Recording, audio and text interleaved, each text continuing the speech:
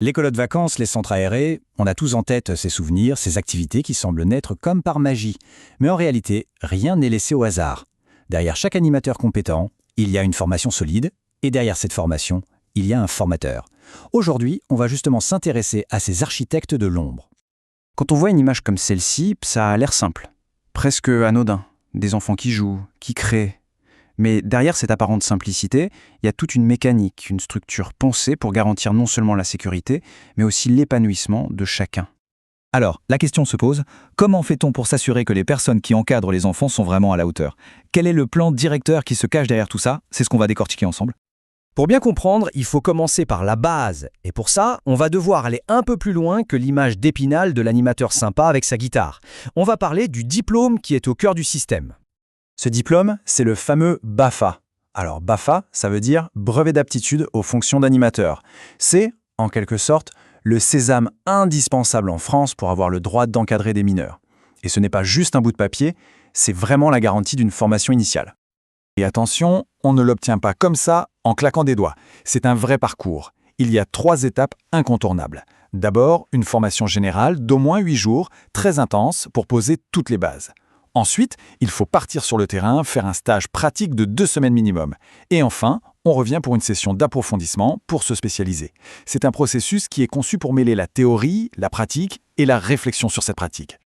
Ok, maintenant qu'on a posé le cadre, parlons de la personne clé, le rouage essentiel de cette machine, le formateur. C'est lui ou elle qui va sculpter les compétences des futurs animateurs.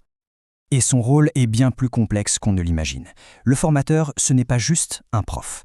Il doit être sur tous les fronts. Il est le garant du cadre légal, il transmet des valeurs fondamentales comme la laïcité, il doit savoir s'adresser à des adultes, et en même temps, il accompagne, il conseille, et à la fin, il évalue. Et tout ça, jamais seul, mais au sein d'une équipe. Pour réussir tout ça, il faut adopter ce qu'on appelle la bonne posture. C'est un véritable exercice d'équilibriste. Il faut trouver le juste milieu entre la bienveillance, pour que les stagiaires se sentent en confiance, et l'exigence, pour les faire progresser. Il faut rester neutre, c'est-à-dire ne pas imposer ses idées, mais plutôt faire réfléchir. Et surtout, il faut être exemplaire. On ne peut pas transmettre des valeurs si on ne les incarne pas soi-même. D'accord, on a notre architecte. Mais sur quel plan travaille-t-il? Qu'est-ce qui guide son action au quotidien? On va voir maintenant le cadre de référence. En fait, tout repose sur des textes de loi très précis. Il y en a 2 qui sont vraiment incontournables. D'un côté, le Code de l'action sociale et des familles, qui fixe les grandes règles de sécurité, d'hygiène, bref, le cadre global. Et de l'autre, l'arrêté du 15 juillet 2015, qui est la vraie bible de la formation BEFA. C'est lui qui dit exactement ce que les stagiaires doivent apprendre. Mais ce cadre très strict, ce n'est pas juste une coquille vide. Il est animé par une philosophie, par des valeurs très fortes. L'objectif, ce n'est pas seulement de former des techniciens de l'animation, c'est de former des citoyens engagés, qui vont activement promouvoir les valeurs de la République, le vivre ensemble et les grands principes de l'éducation populaire. Alors, on a l'architecte, on a les plans, mais avec quels outils est-ce qu'on construit concrètement un animateur? C'est ce qu'on va voir maintenant. C'est une bonne question, n'est-ce pas?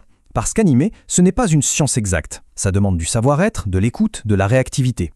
Des choses qui ne s'apprennent pas vraiment dans un livre. Alors, comment on fait? Eh bien, la réponse c'est par l'action. On oublie les longs cours théoriques où tout le monde écoute passivement. La pédagogie de la formation BAFA, elle est résolument active. On apprend en faisant, en se troupant, en essayant et en réfléchissant ensemble.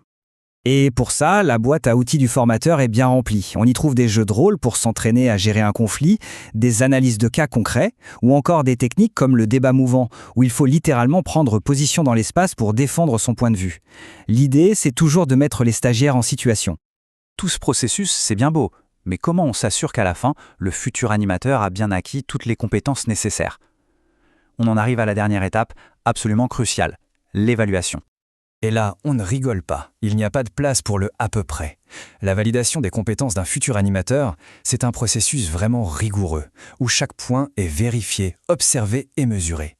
Pour être objectif, le formateur ne se fie pas juste à son impression. Il utilise un outil officiel, une grille d'évaluation. C'est un document très détaillé qui liste noir sur blanc toutes les capacités que le stagiaire doit maîtriser. Ça permet d'avoir une évaluation juste et harmonisée partout en France. Pour vous donner une idée de la précision, regardons juste la compétence « assurer la sécurité physique et morale des mineurs ». Pour la valider, ce n'est pas une notion vague. Le stagiaire doit être capable de prouver qu'il connaît les besoins des différents âges, qu'il maîtrise les bases de la loi, les règles d'hygiène et même qu'il est sensibilisé aux conduites à risque. Chaque point est décortiqué.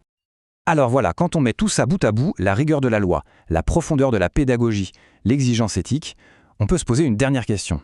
Si tout ça c'est le plan qu'on a jugé nécessaire pour former quelqu'un dont le métier est de faire jouer des enfants, qu'est-ce que ça révèle sur l'immense valeur et le sérieux que l'on accorde, en tant que société, à l'éducation par le jeu ?